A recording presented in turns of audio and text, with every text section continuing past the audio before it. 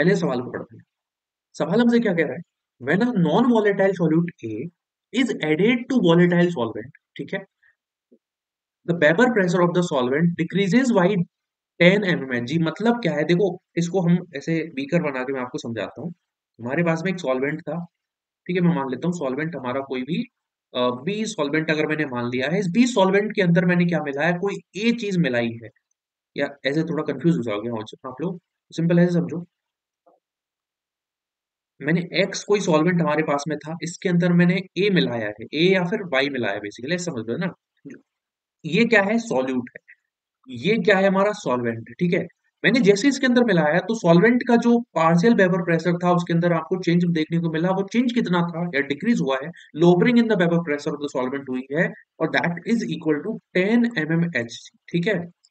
अब क्या हुआ है, mole fraction of the solute जो है, या मैं बोल सकता हूँ mole fraction of the solute, इसको 1 कह दो क्योंकि दूसरा सॉल्वेंट भी इसके अंदर जाएगा, ठीक है, दैट इज 0.2, राइट।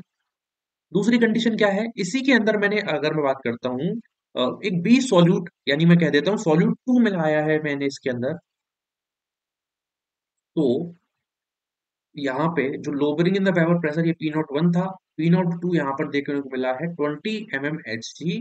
तो आपको बताना है सॉल्यूट 2 का मोल फ्रैक्शन कितना होगा, मोल फ्रैक्शन ऑफ द सॉल्यूट 2 कितना होगा। दो तरीके से अप्रोच कर सकते हो अगर आपको याद है आरएलबीपी का कंसेप्ट। तो आरएलबीपी कंसेप्ट में क्या होता था, delta P upon P not A या P not of the solvent बराबर था mole fraction of the solute. ये फॉर्मूला मैं ऐसा कर देता हूँ, अपने पास में सॉल्वेंट तो एक ही है, उसी सॉल्वेंट के अंदर मैंने सॉल्यूट 1 मिलाया है, उसी सॉल्वेंट के अंदर मैंने सॉल्यूट 2 मिलाया है।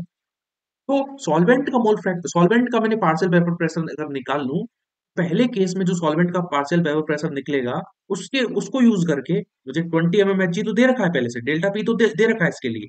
देखो अगर मैं इसको यहाँ पे लिखूंगा तो delta P 2 divide by P not A बराबर सॉल्यूट सेकंड का मोल फ्रैक्शन, यही तो होगा। तो ये चीज मेरे पास में गिवन है विच इज 20 mmHg।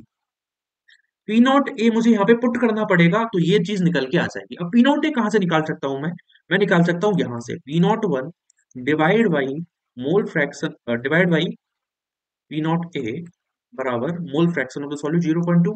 तो ये हो जाएगा 10 by 0.2 is equal to P not A. तो ये कितना आ गया, पी नॉट ए यहाँ पे आ गया 50 mmHg। अब इसको हम जरा इधर सॉल्व कर लेते हैं। ये निकल के आया है पी नॉट ए की वैल्यू, ठीक है। तो डेल्टा पी कितना है, अब डेल्टा पी टू कितना है 20 mmHg डिवाइड बाई 50 mmHg बराबर mole fraction of the solute 2। कितना आ जाएगा, जीरो से जीरो कैंसिल आउट हुआ है, 2 डिवाइड बाई 5 बराबर mole fraction of the solute. मतलब इसको क्या लिख सकते हैं, 5 मतलब 0.4 ये हो जाएगा मोल fraction of the solute second. इस तरीके से हम लोग कर सकते हैं, तो यही हमारा आंसर होगा।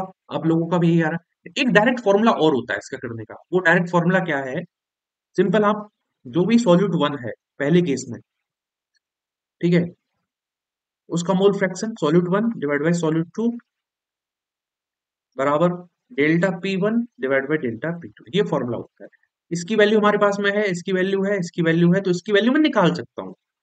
ये कितना था 0.2 डिवाइड बाई, इसको मैं एक्स काई डायरेक्टली बोल देता हूँ, ठीक है, chi solute 2 is equal to, ये कितना था 10 था, आपको याद नहीं होगा लेकिन मेरे को याद है, इट इज इक्वल टू 20। तो ये हो जाएगा chi solute is equal to 0.2 into 20 divide by 10। तो ये कितने के बराबर हो गया,